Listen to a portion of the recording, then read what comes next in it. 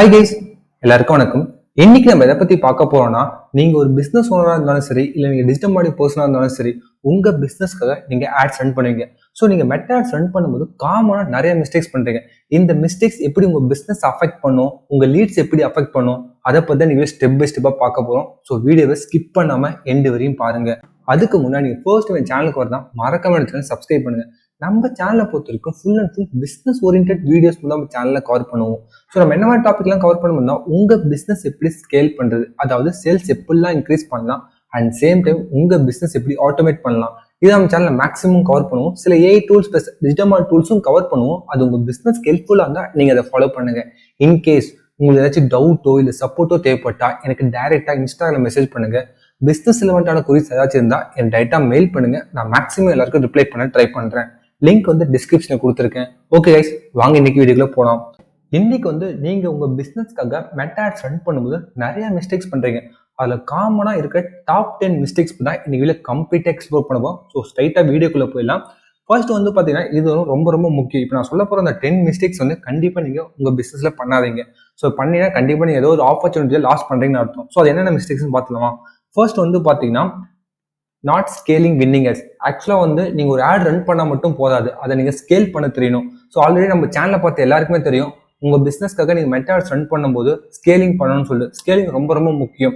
எப்போ budget increase பண்ணணும், எப்போ பட்ஜெட்டை டிக்ரீஸ் பண்ணணும், ஹரிசாண்டல் ஸ்கேலிங்னா என்ன, வெர்டிகல் ஸ்கேலிங்னா என்ன சொல்லிட்டு கண்டிப்பாக நீங்கள் தெரிஞ்சு வச்சுக்கணும். ஸோ ஸ்கேலிங் ரொம்ப ரொம்ப முக்கியம். நிறைய பேர் இதை பண்ணுறதே இல்லை. தயவு செஞ்சு உங்கள் பிஸ்னஸ்க்காக நீங்கள் மெட்டா ஆட்ஸ் ரன் பண்ணால் கண்டிப்பாக நீங்கள் ஸ்கேலிங் பண்ணியே ஆகணும். Next, running same ad for too long. So ஆக்சுவலாக இன்னைக்கு என்னோட கிளைண்ட்டை பார்த்தீங்கன்னா ஒரே ஒரு ஆடை கிட்டத்தட்ட 2 months ரன் பண்ணியிருக்காங்க.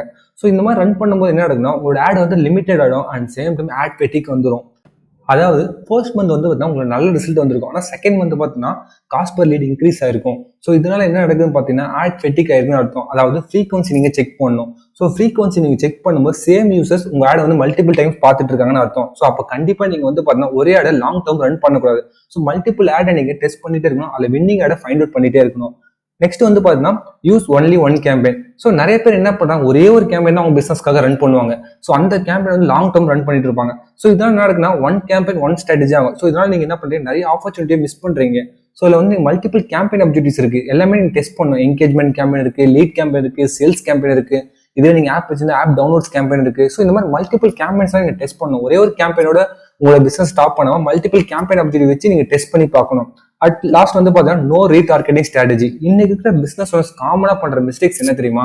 ஆக்சுவலா அவங்க பிசினஸ்க்காக மெட்டா ஆட்ஸ் ரன் பண்றாங்க. மந்த்லி பாத்தீங்கன்னா கிட்டத்தட்ட 1 lakh வரை ஸ்பெண்ட் பண்ண ரெடியா இருக்காங்க. பட் ஆனா ரீடார்கெட்டிங் பண்ணவே மாட்டேங்கிறாங்க. ஸோ நான் ஆல்ரெடி என்னோட கிளைண்ட்ஸ்க்கும் சரி, என்னோட கஸ்டமர்ஸ்க்கும் சரி, நான் என்ன சொல்லுவேன்னா, ஆக்சுவலா 70% பட்ஜெட் உங்களோட ஆட்ஸ்ல போடுங்க. அதாவது நீங்க லான்ச் பண்ற ஆட்ஸ்ல போடுங்க. 30% உங்களோட ரீமார்க்கெட்டிங்ல இன்வெஸ்ட் பண்ணுங்க சொல்லுவேன். பிகாஸ் நீங்க ரீமார்க்கெட்டிங் பண்ண போறனா உங்களுக்கு பிராண்டிங் செட் ஆகும். அண்ட் சேம் டைம் நிறைய கன்வர்ஷன் இருக்கும். ஸோ கண்டிப்பா நீங்க உங்க பிசினஸ்க்காக மெட்டா ஆட்ஸ் ரன் பண்றீங்கன்னா கண்டிப்பா ரீடார்கெட்டிங் பண்ணுங்க. ஸோ ரீடார்கெட்டிங் பண்ணா மட்டும்தான் உங்களால கஸ்டமர் கன்வெர்ட் பண்ண முடியும். இது குறிப்பா பார்த்தீங்கன்னா நீங்க இ காமர்ஸ் ஓரியன்டட் பிசினஸ் பண்ணிட்டீங்கன்னா கண்டிப்பா நீங்க ரீடார்கெட்டிங் பண்ணி ஆகணும். ஸோ இதை மறந்துடாதீங்க. குறிப்பா பிக்சல் வச்சு பண்ணுங்க. பிக்சல் ரொம்ப ரொம்ப முக்கியம். Next audience testing. ஸோ நிறைய பேர் ஆடியன்ஸ் டெஸ்ட் பண்றதே இல்லை. இன்னைக்கு இருக்கிற பிசினஸ் ஓனர்ஸ் என்ன பண்றாங்கன்னா, அவங்களே யூடியூப் பார்த்து லேர்ன் பண்றாங்க. லேர்ன் பண்ணிட்டு ஸோ அவங்களே ஆட் லான்ச் பண்றாங்க. ஆட் லான்ச் பண்ணும்போது ஆடியன்ஸோட கண்ட்ரோல் மெட்டா கிட்ட கொடுத்துறாங்க. ஸோ நீங்க மெட்டா கிட்ட கொடுத்து ஆட் ரன் பண்ணும்போது கண்டிப்பா உங்களுக்கு லீட்ஸ் வரும். வராதுன்னு நான் சொல்லலை, கண்டிப்பா லீட்ஸ் வரும். பட் ஆனால் உங்களோட டார்கெட் ஆடியன்ஸ் யாருன்னு சொல்லி உங்களுக்கு தெரியாம போயிடும். ஸோ நீங்க கண்டிப்பா பார்த்தா ஒரு 3 ஆட் ரன் பண்ணிட்டீங்கன்னா ஒரு ஆட் மெட்டா கண்ட்ரோல் கூட, ரிமைனிங் 2 ஆட்ல different type of target audience வச்சு டெஸ்ட் பண்ணுங்க. ஸோ இதுல ஒரு சில கிளைண்ட்ஸ் என்ன பண்றாங்கன்னா, ஒரே ஒரு ஆட் கேம்பெயின் அப்ஜெக்ட்ல ஒரு 20 டீடைல் டார்கெட்டிங் கொடுத்துறாங்க. ஸோ இன்ட்ரெஸ்ட், பிஹேவியர், டெமோகிராஃபி சொல்லி ஒரு 20 கொடுத்துறாங்க. ஸோ இது மாதிரிலாம் கொடுக்காம மினிமம் ஒரு கேம்பெயின் அப்ஜெக்டிவ்ல மினிமம் ஒரு 5 to 8 டீடைல் டார்கெட்டிங் கொடுத்து டெஸ்ட் பண்ணுங்க. அப்பதான் எக்ஸாக்டா உங்களோட டார்கெட் ஆன்னு சொல்லி உங்களுக்கு தெரியும். ஸோ இந்த தப்பு நிறைய பேர் பண்ணிட்டு இருக்காங்க. ஸோ இதெல்லாம் அவாய்ட் பண்ணிடுங்க. Next, funnel building. ஸோ உங்க பிசினஸ்க்காக கண்டிப்பா ஃபனல் இருக்கணும். ஸோ ஃபனல் என்ன சொல்லலாம், ஃபர்ஸ்ட் அவேர்னஸ் கிரியேட் பண்ணணும், அப்புறம் கன்சிடரேஷன் கிரியேட் பண்ணணும், அதுக்கப்புறம் தான் கன்வெர்ட் பண்ணணும். இப்போ டைரக்டா என்ன பண்றாங்க, எனக்கு லீடு வேணும், எனக்கு சேல்ஸ் வேணும், இந்த மாதிரி நிறைய பேர் உள்ள வராங்க. ஸோ இந்த மாதிரி பண்ணும்போது என்ன நடக்குன்னா, உங்க பிசினஸ்க்கு ஒரு பிராண்டிங் பில்ட் பண்ணாம போயிடும். ஸோ பிராண்டிங்கே இருக்காது. ஸோ இதுக்கப்புறம் நீங்க ஒரு புது ப்ராடக்ட் லான்ச் பண்ணாலும் சரி, இல்லை நீங்க புது சர்வீஸ் லான்ச் பண்ணாலும் சரி, கஸ்டமர்ஸ் உள்ள வர மாட்டாங்க. ஸோ அதுதான் ஃபர்ஸ்ட் நீங்க ஏதாச்சும் ஒரு புது ப்ராடக்ட் லான்ச் பண்றீங்க, அதை பத்தி ஃபர்ஸ்ட் மக்களுக்கு அவேர்னஸ் கிரியேட் பண்ணுங்க. ஒன்ஸ் அவேர்னஸ் கிரியேட் பண்ணுங்க, அதுக்கப்புறம் லீட் கேம்பெயின் ட்ரை பண்ணுங்க, அதுக்கப்புறம் சேல்ஸ் கேம்பெயின் ட்ரை பண்ணுங்க. ஸோ இந்த மாதிரி நீங்க ஃபனல் பில்ட் பண்ணி உங்களுக்கான கேம்பெயின் செலக்ட் பண்ணும்போது, சூஸ் பண்ணும்போது கண்டிப்பா உங்களுக்கு கன்வர்ஷன் இன்க்ரீஸ் ஆகும் and same time cost per ரிசல்ட்டும் டிக்ரீஸ் ஆகும். ஸோ இது கண்டிப்பா ட்ரை பண்ணுங்க. அப்புறம் நர்ச்சரிங் டூல். ஸோ நம்ம ஃபனல் வந்து ஃபிக்ஸ் பண்ணிட்டோம். ஃபனல் ஃபிக்ஸ் பண்ண மட்டும் போதாது, அதுக்கான நர்ச்சரிங் நீங்க பண்ணி ஆகணும். ஒரு ஒரு லீடு உள்ள வருதான், அந்த லீடை வந்து நீங்க நர்ச்சரிங் பண்ணிட்டே இருக்கணும். எடுத்த உடனே ஃபர்ஸ்ட் கிளிக்லயே வந்து உங்களுக்கு கன்வெர்ட் ஆக மாட்டாங்க. ஸோ யாருமே வந்து ஃபர்ஸ்ட் இம்ப்ரெஷன்லேயே வந்து பார்த்தீங்கன்னா உங்களுக்கு லீடு கொடுக்க மாட்டாங்க, கன்வெர்ட்டும் ஆக மாட்டாங்க. ஸோ அவங்க நர்ச்சரிங் பண்ணிட்டே இருக்கணும். குறிப்பா B2B பிசினஸ் ஓனர்ஸ் கண்டிப்பா நீங்க நர்ச்சரிங் பண்ணிட்டே இருக்கணும்.